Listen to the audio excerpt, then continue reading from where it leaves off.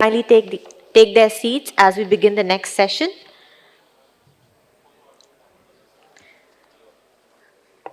The next session is on in-flight and at-sea connectivity, advancing satellite communications for mobility. As disruptions across critical regions expose risks to aviation and maritime routes, this session explores how SATCOM enables resilient mobility, fleet visibility, navigation, continuity, rerouting, and safer global trade operations.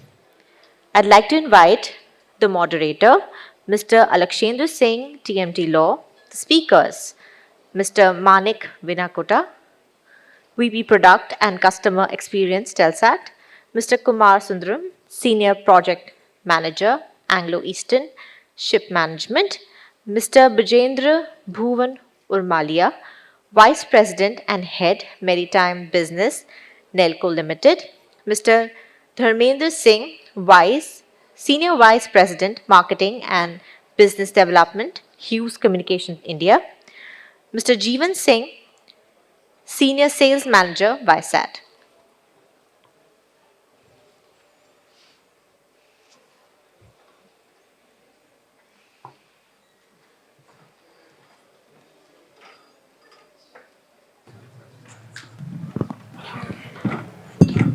I request all the speakers to keep their remarks concise and within the allocated time. I now hand over the proceedings to the moderator.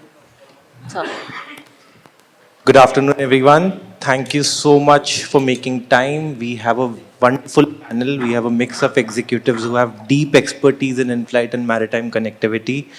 To quickly give a premise of what we are going to be talking about, it's, as the name suggests, it's in-flight and maritime connectivity. The benefits of it are obvious, right? But I suspect, and I'm sure everybody will agree with this, that adoption and deployment has been a challenge, right? For a regulatory context, while we've had a telecom regime for the longest time, the Telegraph Act dates back to the 1800s or so.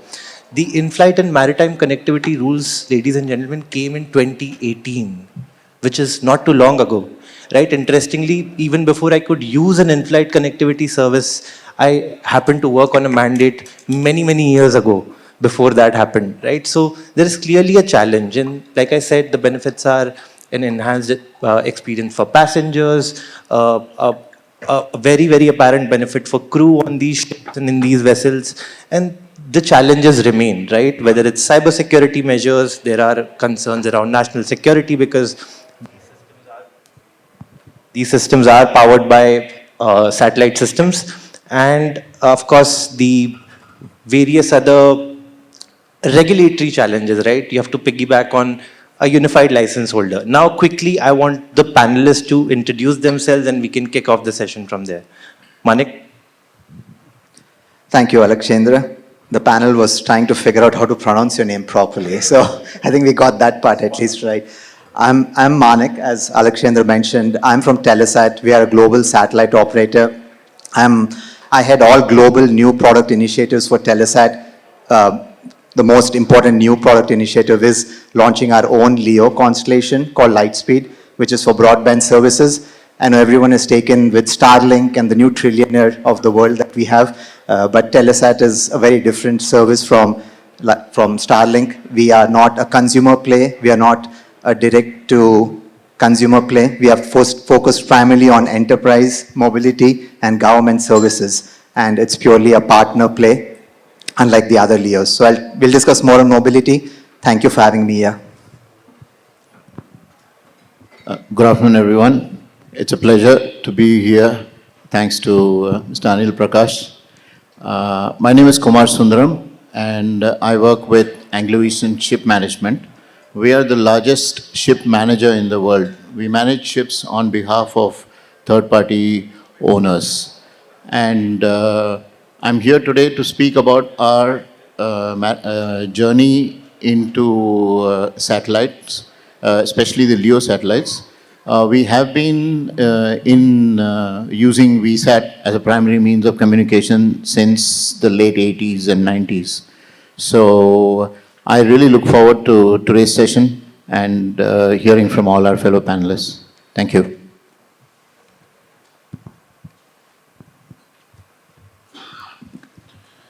Good afternoon, everyone. I am Brajendra Bhuwan Urmalia, representing Nelco Limited, a Tata Group company, and a key player in satellite communications and managed services connectivity in India. I bring along more than 2.5 decades of experience within the satellite domain, working across network operations, product management, system integration, and business leadership. Currently, I am leading the maritime business in Nelco. Nelco has been one of the pioneers in bringing the newest technologies in India around the satellite. We provide hybrid multi-orbit connectivity solutions on resilient platforms, and I think I was personally involved as Alaqshendra was saying that the IFMC regulations came off late in 2018. And there has been a lot of work with the regulators that had personally, while the industry was there, from our side I was involved since 2013-14, and we have played a crucial role in terms of shaping those regulations. Now definitely the landscapes are changing now, and further fine tuning is required. So in today's session, I think we are all here to discuss and explore as to how we can take it to next level. Thank you. Good afternoon, everybody. My name is Dharmendar and I work for Hughes. And Hughes is a over 5-decade-old company providing services in about 107 countries. And we are about over 3-decade-old in India entity, Hughes Communications. Globally, Hughes is a vertically integrated SATCOM company where we have our own satellite today. The world, probably one of the largest satellite, Jupiter, which is a 9-ton satellite over the space, is operated by Hughes. And we have shipped over 9 million terminals globally, Viasat terminals. And we have shipped and we are operating and running gateways in over 50 countries. We have been involved in LEO. We strategically work with Eutelsat OneWeb, providing LEO services. Now, coming to why I'm here, it's in-flight connectivity. Hughes is also one of the top 5 in-flight connectivity and entertainment service providers. Currently, we are serving the world's largest airline, Delta, providing connectivity to over 470 aircrafts. And in India, you must have heard, we have recently signed Air India to provide connectivity to their all wide-body aircrafts. So we'll be happy to share my experience in terms of technology and where the world or India is moving when it comes to the in-flight connectivity. Thank you. Yeah, hello everyone. My name is Jeevan Singh. I am part of Viasat India team. And I'm leading the business development for government as well as for defense sector. And we are here for the last 3 decades and offering the variety of the services starting from safety, the disaster, and the high-speed data communication services. So we are the one who is offering this connected aircraft and the connected ship services, which includes not only the cockpit, but as well as the cabin services which we are offering. And apart from the existing services in L and K band, we're also working on the various upcoming services, which is including of D2D services, which is including of the satellite communication through laser. And apart from that, the next generation of the L band services and LEO, as well as many more services would be there. So I am delighted to be here and happy to be part of this discussion and moving forward. Thank you. Thank you, everyone. So to quickly kick it off, I want to throw the first question to Dharmendra sir. Globally, this is a fast-growing market, but adoption in India is limited, right? What do you think is the biggest barrier preventing widespread deployment and adoption? Do you think it's the technology itself? Do you think it's the cost? Do you think it's customer readiness? Or do you think it boils down to regulations? I think it's a mix of many things. Globally, if you look at the aviation market, about 45 to 50% of the commercial aircrafts out of about, I think, 36,000 aircraft flying today are connected. And when you compare in India, we have about 750 odd aircrafts, about 23, 24 aircrafts are connected, which is just 5%, vis-a-vis global trend of approximately 50%. And when you go to the another segment in aviation, which is business jets, there are out of about 24, 25,000 business jets globally, about 70% are connected with high-speed broadband. In India, I think Indian tails have some kind of connectivity, not broadband connectivity. So that's the market. And in India perspective, till now, I think airlines have considered in-flight connectivity as a convenience to passenger, which globally is changing from convenience to passenger to an airline strategic infrastructure, which is not just providing internet, but also to gather data from the aircraft. And with current limited narrowband connectivity, only so much can be done. So that's one part. Second, Indian aviation market, which I think is the fastest growing market, where today talking about 750 odd aircrafts, over 2,000 in orders. So we expect to get 2,000 additional aircraft coming to India in next 5 to 7 years. Now, airlines, I think they are looking at something which doesn't add to additional burden on the passenger. There are directives to keep pricing to some extent. Second, the distances in India, average flying time is not more than 1 hour, 15 minutes, where flights ranging from 50 minutes to probably 3 hour, 15 minutes, the longest flight, I think, down south to Kerala, right? So on an average, so with 1 hour, 15 minute, how much a passenger can do with internet, and plus how much the customer is ready to pay for that is the challenge. Globally, if you look at Delta Airlines, they don't charge customer. Delta Airlines has its own marketing company, which monetizes it by advertising through that infrastructure. So they have decided that we will always have the latest technology and we'll always give free. So that's where Indian airlines are not able to converge. Purely because new aircraft, line fit, if you're buying from OEM, it's a big $1 million addition to an aircraft.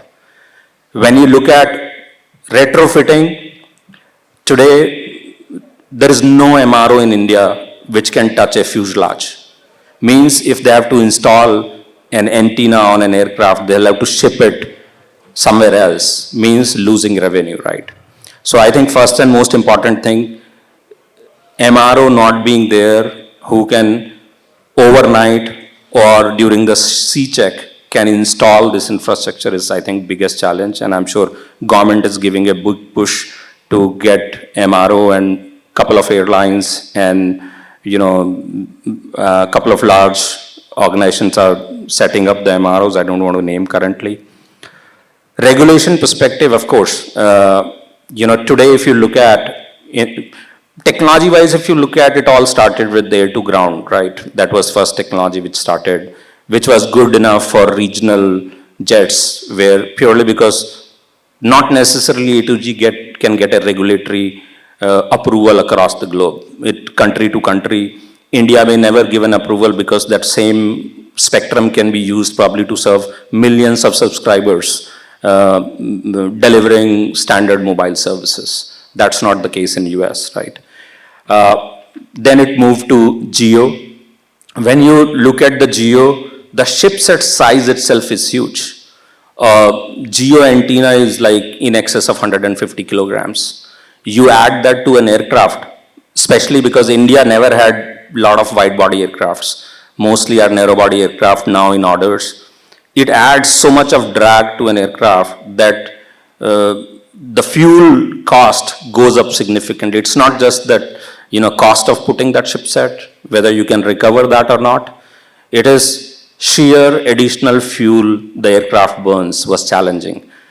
And unfortunately today, though some of the LEOs have some kind of approvals, we do not have any LEO services available for commercial use, right? So that's another challenge, because LEOs using the ESA technology can really offer very, very relatively, I'll say, low-cost chipset and very, very small form factor of antenna, which is like, I think one of the antenna which we have adds only 0.04% to the drag, right? So means almost no additional fuel. Another challenge, just stop me where you need to be. And another challenge is door-to-door connectivity is still not allowed in India. And of course, there are challenges to that. We have MNOs, there are cross-organization licensing challenges. That's one part.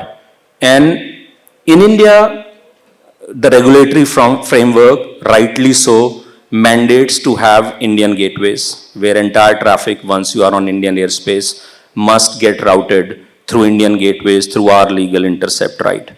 So means any airlines, even if having the connectivity on an aircraft while flying over India, at some cases having legacy technology will have to shut that down, right? Unless they have a technology which allows them to route traffic through Indian network.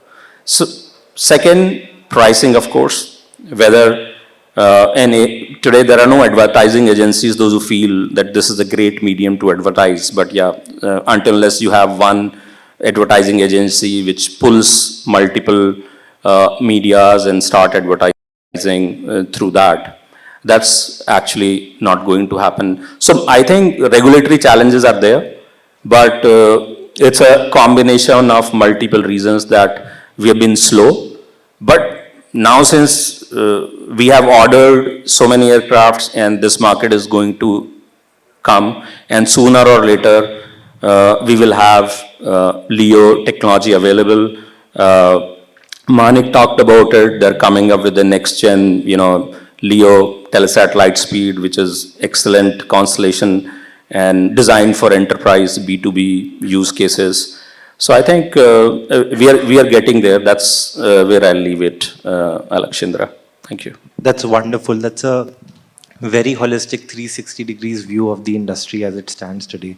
And thank you for bringing up, the transition from GSO to NGSO. And Manik, as you're aware, right, we are moving, or at least the industry seems to be signaling towards a change from GSO to NGSO. How do you see this evolving? Is the future about competing, or is it about partnering? And how does it shape the service itself, right? What changes? Sir mentioned something about the antennas and the beam forming. Could you tell us, in addition to this, what are the global trends that you're observing in other markets, in perhaps more well-developed jurisdictions as compared to India? Would love to hear your insights on that. So I'll try and keep it short so we have time for everyone. But what we are seeing from the way mobility connectivity is evolving in the US or Europe or other parts where there's 40-50% take rate, one thing is someone mentioned the end user doesn't really care which satellite is connecting him. All they care about is it should work, it should be snappy, meaning latency should be good, and it should be reliable. So because these are large enterprise networks, and an airline or a shipping company or anyone doesn't want a cybersecurity attack because of their SATCOM. So security is also important. So, and the best way to have reliability, security, and flexibility is to have at least 2 networks operating, especially on high value assets like an aircraft. So it could be GEO-LEO, it could be a LEO-LEO. For example, Airbus now is coming up with standards of how can they accommodate 2 LEO antennas on the same aircraft, because just like an enterprise office will have 2 fiber connections, because you never know. Same thing is going to happen to aero connectivity, some offshore rigs. Again, operational downtime is very, very expensive. So why rely on one when you can get 2 networks working? So that's where it's, and we work backwards from there. Telesat ourselves, we are not in the game of figuring out where the world is headed. We know to do one thing well, which is make good, low-cost connectivity available, and we'll let Hughes, Viasat, who are all our partners, figure out how to couple light speed with other technologies. That's very helpful. My next question is to Brajendra. Brajendra, Nelco is a heavy hitter in the sector, right? So you serve a lot of clients, right? A lot of enterprises. How do you think the demand is different between aviation as opposed to maritime? What do you think are the apparent benefits and challenges when you're offering the services to these 2 distinct sectors? As compared to the enterprise. Yeah. Yeah. Thanks. So, I think one of the things that we have to understand is the working environment for the regular enterprise customers who operate from their offices on land, vis-a-vis, vessels which are there out in the ocean, isolated from the rest of the world, or be it, the aircrafts which are up in the air and they have no, with a small set of people on board, and the rest of the things is all on land. So I think one of the major requirements or the differences that we see is the ease of connecting to different people is easier for the enterprise customers.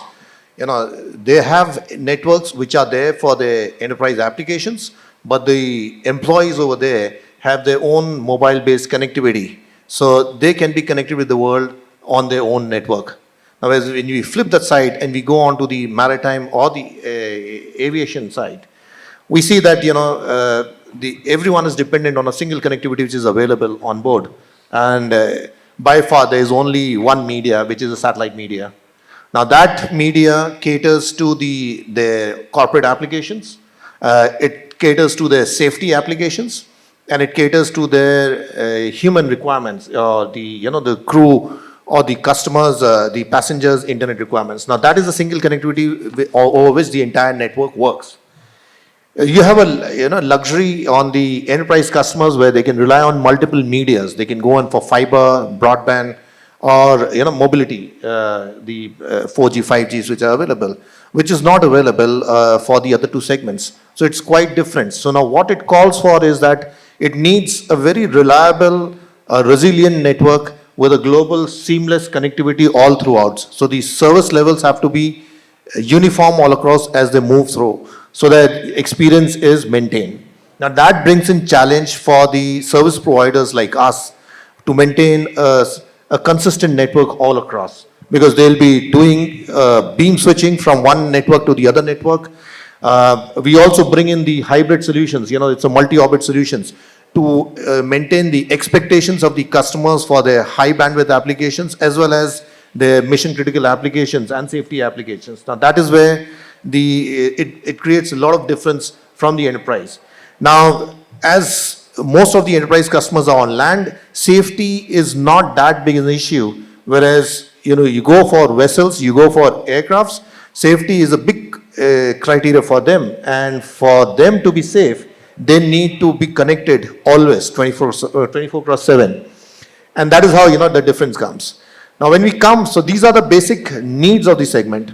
Now when we come on the cost aspects, the enterprise have a very off-the-shelf solutions and equipments which can cater to the requirements, and they go on millions. So the cost is very less for the equipment. The one-time cost is pretty less. When it comes to aero, I think Dharmendar was mentioning, at least I think one-time setup cost in itself is minimum $500,000, a cost. It's a huge amount. On top of it, it calls for a very specialized way of installing the equipment on board an aircraft. Similarly, if you go for a vessel, a minimum equipment would be somewhere around 20 lakh rupees, 15, 20 lakh rupees. Now, those are the costs which you don't see on the enterprise network. Now, so one is the hardware cost. Then the next is the capacity, the bandwidth cost. So as we move across This is not a station service. This is something which is mobile and moving across different regions. So the bandwidth has to be maintained all across the regions. And that is also adds to the overall cost of delivering the service to these users. And when we add one more layer on top of it is the regulations. Different geographies have different regulations, allowing certain networks to be functional in those geographies.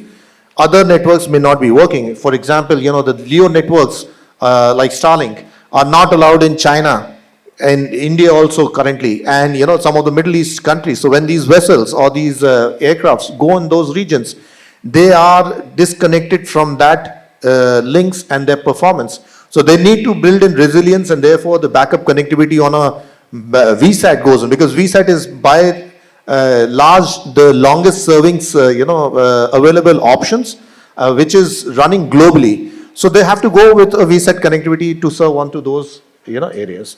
So that is how the difference is. The idea is that with this thing it adds to the overall service delivery cost to the segment. Thank you. Wonderful. Kumar sir, the next question is for you. You were telling us, shortly, a short while ago that you were instrumental in deploying connectivity solutions for over 600 vessels, which is commendable. What were the first couple of challenges that you had to face, and how do you think that transformed the life of your crew members? As a seasoned mariner, what was the change, right? I want to put a human angle to this because I think this is transformative. We live in a hyper-connected world. So what was that change like? Sure. Thanks. This gives me, I can talk for hours on this. It's my favorite subject, but I'll try and keep it short and sharp. So the biggest problem that we faced as seafarers when I used to sail was the long months away from family, friends, and our normal life. So letters used to be our means of communication, and I would get one every 2 months or so, and then we enjoyed that. Then came, so in those days, telex was our primary communication method, and then we got in the VSAT, so that changed our world at that time, and we actually started using fax. Then in the early 90s, email came into the picture. That again changed our world, and we were able to reduce the time of communications. In my first years at sea, there would be 2 or 3 messages exchanged between the shore office and the vessel in a month. I'm talking about a month. Okay. Then we moved to the fleet broadbands, and slowly the speed started getting better, the service started getting more stable, and our dependence on communications increased. And the number of messages gradually kept increasing. A lot more of reporting was happening back ashore. Then in just past the COVID period, where we moved into work from home scenarios, the shipping industry traditionally said, everything I run from my head, the process is in my head, the knowledge is in my head, I don't disseminate, everyone learns the hard way. I mean, this was a traditional way in which this industry was managed. Then, as we progressed, shore-based industries realized the value of process, and we started implementing that. Slowly, we started having systems on ships, but yet the communication would be CDs, or in the old days, floppies being exchanged at port, they would be sent out. With the advent of Starlink, just a small interjection, in 2000, I built a software system. I stopped sailing and I moved into IT. And we worked on a software system that was dependent on satellite connectivity. And it failed miserably because it was too expensive and we could not afford the pricing. So it was always in my mind that we had to find a faster solution, and broadband was the key. But I didn't know how it was going to happen. But then in 22, it started becoming quite prevalent, and in 23, our company was one of the first ones to pioneer this. It was an unknown land. No one had ever heard about the speeds, 300 Mbps, 200 Mbps on a ship. The typical speed used to be 250 kbps. Okay, or, that was where we started from. And then you see this blast. People were getting 4K videos. We had 1 terabyte as our data plan.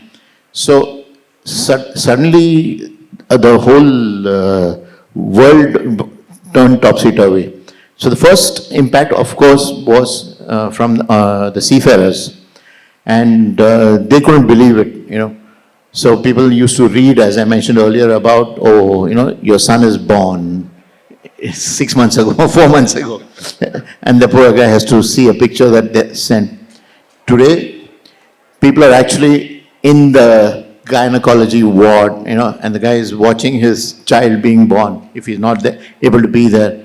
Weddings are happening where people are attending, birthday parties, people are in touch with their pets, people are attending yoga sessions, they're going for music lessons, they're pursuing hobbies.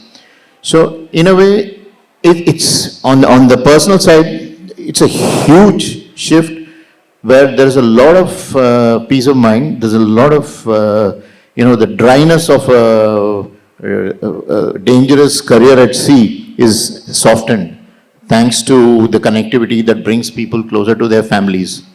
And so this is one part. Besides this, what we have seen happening is on the safety side, we have a lot of innovations happening. Thanks to this bandwidth, it opens up a huge plethora of opportunities, where things like a remote connectivity for troubleshooting. So of course, with all these changes, there was a time when there was one computer on the ship. Today we have a data center, we have a full Cisco network with Meraki switches, we have CCTV cameras everywhere, we have OT devices that monitor everything. So the ship is bristling with equipment that is transmitting data in real time back ashore. So we can monitor a lot that helps us in keeping our asset as well as people safer. We are able to connect to telemedicine. Doctors ashore who are able to now a video call in and diagnose issues and provide guidance. So saving money, saving lives, both. Because otherwise, if you're unsure, you divert the ship to the nearest port, and then you can, land a seafarer ashore. On the safety side, again, we monitor for near misses. Navigation support is provided with real-time monitoring. The engine performance is monitored continuously to ensure that we are working at peak optimization. And I mean, the number of innovations are, just following people's imagination, and every day there's something new that comes up. So I'm flooded with, use cases saying, can we do this? Can we do this? Can we do this? So we are now come to a stage where when I look back at 2 years, I said, how could we ever run our ships without having this medium now, And today, as we speak, we've got 600 ships of ours watching the World Cup live. So this is something that was unimaginable. During the Gulf crisis, which is still going on, many of our ships were trapped within the Gulf. Some of them are still there. And the families at home were constantly getting so much of information from different social media structures. They didn't know what was true and what was not. Thanks to our connectivity, the people were able to talk directly. That's on one side. And the ships also were getting information from BBC, CNN, CNBC. The latest news was available on board. So no, there was no question of any rumors and people getting worried because of that. So it's been a huge benefit for the mental well-being of the people. So I can see that the future is only going to be even more innovative. And we are getting multi-orbit, as what Brajendra said. So we now use LEO as our primary. Then we have the second 4G connectivity, then Viasat, and then L-band. So overall, the thing is, we are at a stage where we cannot imagine a life without the ships having a broadband connectivity. Thank you. And ladies and gentlemen, that's the impact of connectivity, right? That's the value proposition. And on that note, I want to move away to Jeevan. Jeevan, kudos to Viasat. I had an urgent memo to send, and the in-flight solution was powered by Viasat. So I want to quickly ask you, how is the customer expectation evolving today, right? We've touched upon how the market is evolving, but in your opinion, what is it that the customer wants? And what is Viasat doing in that domain? Yeah, as far as the customer expectation, I think it is quite to be very high. So they would like to experience the same kind of services as they do at home. And they would do the roaming, because for them the single device which they usually use is the mobile, right? So they do not want any interruption. The same way they explore the videos, see the news channels, the live interaction, live IPL matches and all. So this is the expectations. So we keep on understanding the gap between the two. So satellite is for the continuous connectivity, where they continue to be connected, but at the same time, satellite is still evolving to reach at that space where we can meet those SLA requirements. And in that regards, I think most of the different segments of satellite domain are collaborating with each other. So where I give example, to reduce the cost and to ensure the continuity and the reliability of the services, the satellite operators, they are collaborating with the terminal manufacturers, where they can support their multi-orbit and the multi-band terminals, so which ensure that where the limited space you have on ship as well as aircraft, right, it is difficult to afford two domain terminals.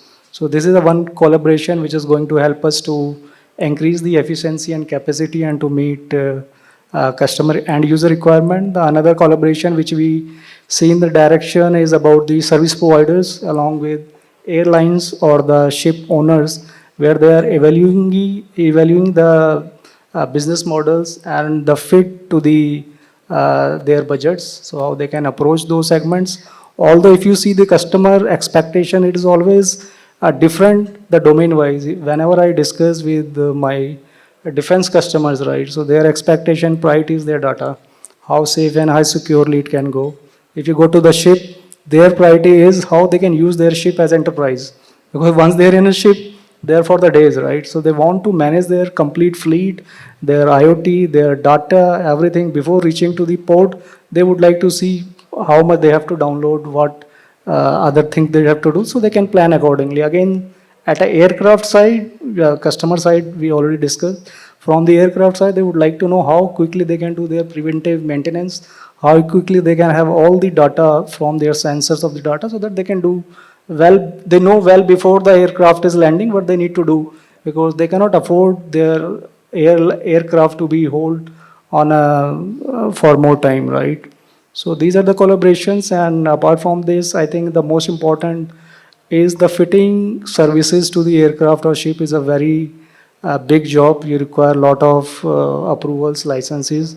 So there is a collaboration between the STC as well as the aircraft manufacturers, so they can have all these the guidelines and the approvals in place, so that the airline does not require to invest much time and the money on that to get it fitted, right? So that's the point. Thank you. That's very wonderful. We won't do a Q&A, ladies and gentlemen, but I would highly encourage you to find them after the session and ask your questions. But to quickly sum it up, because we are running short on time, I want a crisp single statement from all of you on, you can say either one of the two things. One is, what is the biggest opportunity that we are overlooking? And two, what is the one change that you would like to bring? It could be commercial, it could be regulatory. And to kick it off, what I feel is that you have a plethora of regulators to go through. You have to go to the InSpace, you have to go to DOT, you have to go to the WPC, DG Shipping, DGCA, the list goes on. We have a national single window system. We should put it to good use, right? So maybe a single window authorization regime, right? That's how I would want to, recommend a regulatory change. Manik, over to you. So I'm a demand guy. I love use cases. So I think for me, it would be how do we unleash supply to unleash innovation? I mean, we are talking here about topics which the rest of the world, frankly, has moved on. Nobody's spoken yet about what do we do for unmanned aero or for unmanned maritime vessels, which is where the conversation is headed in US and Europe. So we need to, but that comes with, we need to unleash supply first for innovation to come later. In our case, our vessels are flagged across the world, but many of our vessels call India. India is increasingly becoming one of the major ports of call for vessels worldwide, thanks to our growth and our exports and imports.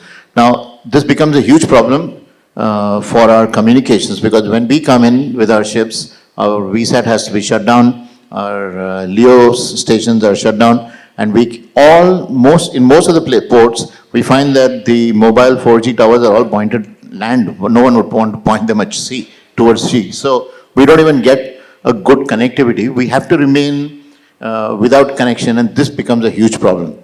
20 years ago, it wasn't so much of a problem because we had telex machines. Today, almost, I switched off supply on a ship for 3 minutes, and I got a call from the vessel saying that our connectivity is gone. So we have to be able to find out that means where we can comply with the regulations, we can meet all the security standards, but at the same time, it should not impede safe passage as well as smoothness of business for our ships. Okay. I think I'll just like to add on one of the ongoing issues is on the policy regarding the LEO services enablement in India. It has been there in the making for almost 2 years now. It's almost there for last so many years. I think at least last 12 months at least. And we are always on the brink of, it is just about to come. So I think that is where we need to move fast. We have done all those things. And I think that's as everyone said, that's the latest technology available. We should avail of it as soon as possible and make it commercially live. That's the one thing that I would say. Other thing is that, I will just like to touch upon from the ease of business perspective. The maritime industry, typically elsewhere in the world, you see Singapore, you see Dubai and all. They have made the ecosystem and the regulations aligned so that, the business is done very easily for them. And therefore, you see most of the vessels going over there.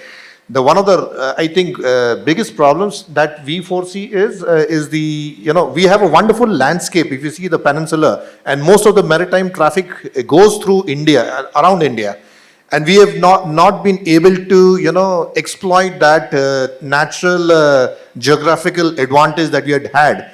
And I think one of the things is, apart from building the infrastructure, it is more about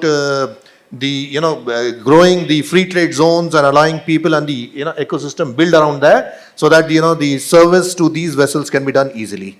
And third one is when we serve from here and going global, the taxation mechanism GST, it has to be simplified. So that is something which is, it is not so easy. People also hesitate in terms of getting served from India because they would like to avoid the taxation system in India. They would not like to be touched anywhere on that. Thank you.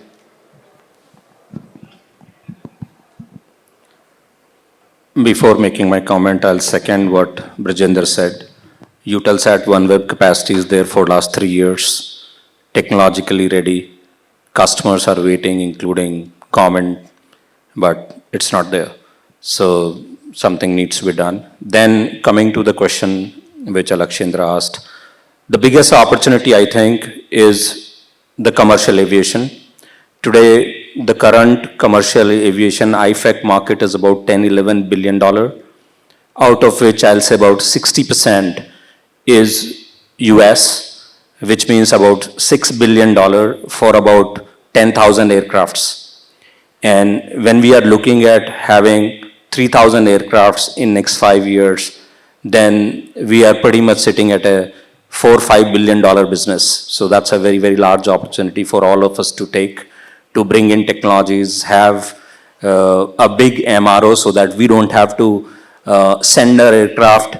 Can you imagine Sri Lanka has an MRO which can install an antenna on an aircraft, and we don't have one. So, which is shame, I would say. I'll say one change a lot of people have talked about. government is talking about connecting the unconnected. Unfortunately, all our aircrafts are unconnected.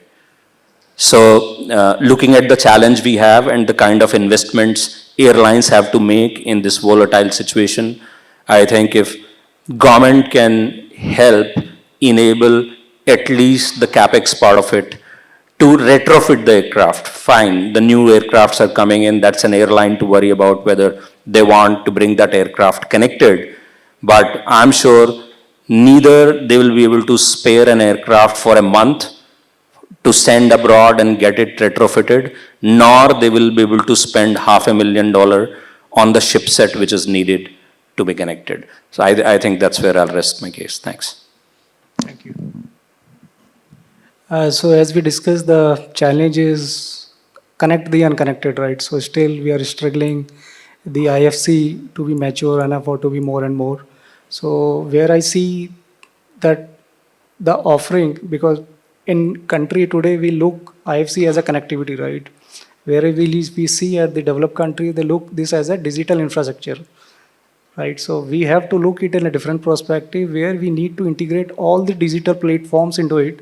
So where it will make it easy, not only just for the connectivity, but also to be useful for the other domains and the usefulness by connecting the digital infrastructure and all. So this is what is. Thank you. Wonderful. Thank you so much, everyone, for your insights. This is our time. Can I please get a generous round of applause for this wonderful panel? Thank you. Thank you. I request the dignitaries to join us for a photograph. Please.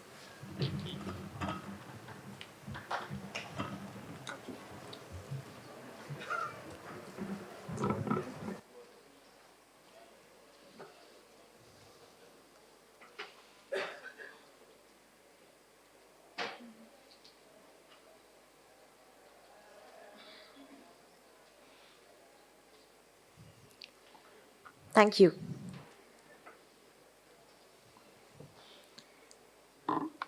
I request everyone to proceed for tea. And I also request all of you to assemble 5 minutes before the next session begins, which is at 4 p.m. Thank you.